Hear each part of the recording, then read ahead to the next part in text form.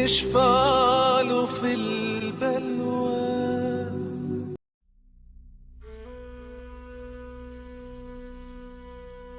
بسم اللہ الرحمن الرحیم. السلام علیکم ورحمۃ اللہ وبرکاتہ. دوستو ویلکم بیک ٹو اندر ایپیسوڈ. دوستو آج کا میرا موضوع ایک ایسے ایمان افروز واقعے کے بارے میں ہے جو نبی کریم صلی اللہ علیہ وآلہ وسلم کی پیدائش سے پہلے کا ہے.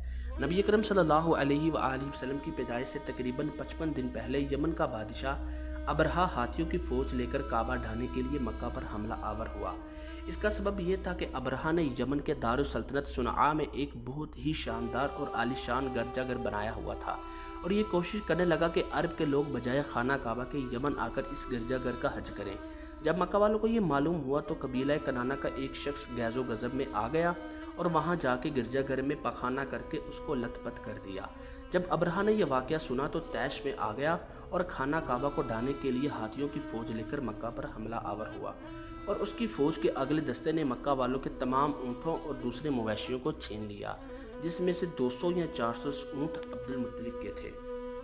ناظرین، جناب عبد المطلب کو اس واقعے سے بڑا رنج پہنچا، چنانچہ آپ اس معاملے میں گفتگو کرنے کے لیے اس کے لشکر میں تشریف لے گئے. جب ابرہہ کو معلوم ہوا کہ قریش کا سردار اس سے ملاقات کرنے کے لیے آیا ہے تو اس نے آپ کو اپنے خیمے میں بلا لیا اور جب عبد المطلب کو دیکھا کہ ایک بلند قامت، روبدار اور نہایت ہی حسین و جمیل آدمی ہیں جن کی پیشانی پر نور نبوت کا جاہ و جلال چمک رہا ہے، تو صورت دیکھتے ہی ابرہہ مرعوب ہو گیا اور بے اختیار تخت شاہی سے اتر کر آپ کی تعظیم و تکریم کے لیے کھڑا ہو گیا اور اپنے برابر بٹھا کر دریافت کیا کہ کہیے سردار قریش، یہاں آپ کی تشریف آوری کا کیا مقصد ہے؟ عبد المطلب نے جواب دیا کہ ہمارے اونٹ اور بکریاں وغیرہ جو آپ کے لشکر کے سپاہی ہانک لائے ہیں، آپ سب ان مویشیوں کو ہمارے سپرد کر دیجئے. یہ سن کر ابرہہ نے کہا، اے سردار قریش، میں تو یہ سمجھتا تھا کہ آپ بہت ہی حوصلہ مند اور شاندار آدمی ہیں، مگر آپ نے مجھ سے اپنے اونٹوں کا سوال کر کے میری نظروں میں اپنا وقار کم کر دیا. اونٹ اور بکری کی حقیقت ہی کیا ہے؟ آپ کے کعبہ کو توڑ پھوڑ کر برباد کرنے کے لیے آیا ہوں. آپ نے اس کے بارے میں کوئی گفتگو نہیں کی. عبد المطلب نے کہا، مجھے تو اپنے اونٹوں سے مطلب ہے. کعبہ میرا گھر نہیں بلکہ وہ خدا کا گھر ہے، وہ خود اپنے گھر کو بچا لے گا، مجھے کعبہ کی ذرا بھی فکر نہیں. یہ سن کر ابرہہ نے اپنے فرعونی لہجے میں کہنے لگا، اے سردار مکہ، سن لیجئے، میں کعبہ کو ڈھا کر اس کی اینٹ سے اینٹ بجا دوں گا اور روئے زمین سے اس کا نام و نشان مٹا دوں گا، کیونکہ مکہ والوں نے میرے گرجا گھر کی بڑی بے حرمتی کی ہے. جناب عبد المطلب نے فرمایا کہ پھر آپ جانے اور خدا جانے، میں آپ سے سفارش کرنے والا کون؟ اس گفتگو کے بعد ابرہہ نے تمام جانوروں کو واپس کر دینے کا حکم دے دیا اور عبد المطلب تمام اونٹوں اور بکریوں کو ساتھ لے کر اپنے گھر چلے آئے اور مکہ والوں سے فرمایا کہ تم لوگ اپنے اپنے مال اور مویشیوں کو لے کر مکہ سے باہر نکل جاؤ اور پہاڑوں کی چوٹیوں پر چڑھ کر وہاں پناہ لے لو. مکہ والوں سے یہ کہہ کر پھر خود اپنے خاندان کے چند آدمیوں کو ساتھ لے کر خانہ کعبہ میں گئے اور دروازے کا حلقہ پکڑ کر انتہائی بے قراری اور گریہ زاری کے ساتھ دربار الہی سے اس طرح دعا مانگنے لگے، اے مالک، بے شک ہر شخص اپنے گھر کی حفاظت کرتا ہے، لہذا تو بھی اپنے گھر کی حفاظت فرما اور صلیب والوں اور صلیب کے پجاریوں کے مقابلے میں اپنے اطاعت شاروں کی مدد فرما. عبد المطلب نے یہ دعا مانگی اور اپنے خاندان والوں کو ساتھ لے کر پہاڑی کی چوٹی پر چڑھ گئے اور خدا کی قدرت کا جلوہ دیکھنے لگے.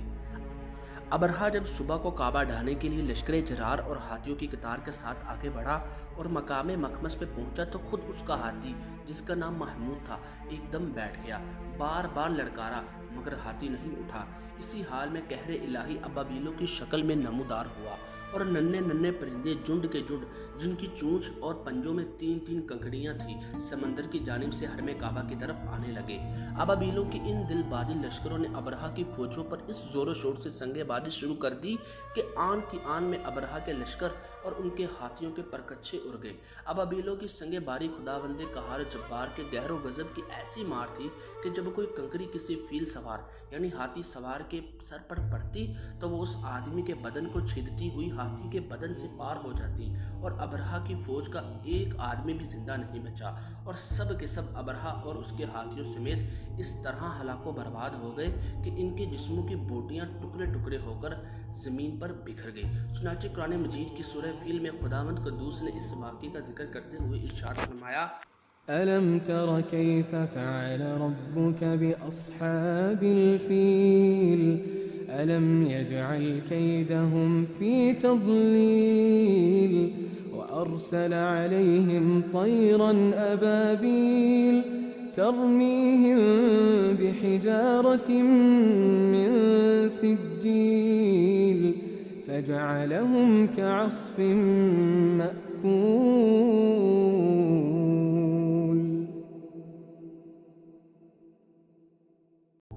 ترجمہ: اے محبوب، کیا آپ نے نہ دیکھا کہ آپ کے رب نے ان ہاتھی والوں کا کیا حال کر ڈالا؟ کیا ان کے داؤں کو تباہی میں نہ ڈالا اور ان پر پرندوں کی ٹکڑیاں بھیجیں تاکہ انہیں کنکر کے پتھروں سے مارے تو انہیں چبائے ہوئے بس جیسا بنا ڈالا۔ جب ابرہہ اور اس کے لشکروں کا یہ انجام ہوا تو عبد المطلب پہاڑ سے نیچے اترے اور خداوند کا شکر ادا کیا، اور ان کی اس کرامت کا دور دور تک چرچا ہو گیا، اور تمام اہل عرب ان کو ایک خدا رسیدہ بزرگ کی حیثیت سے قابل احترام سمجھنے لگے۔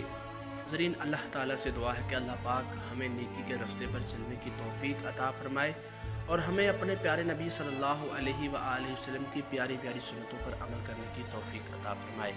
السلام علیکم ورحمۃ اللہ وبرکاتہ۔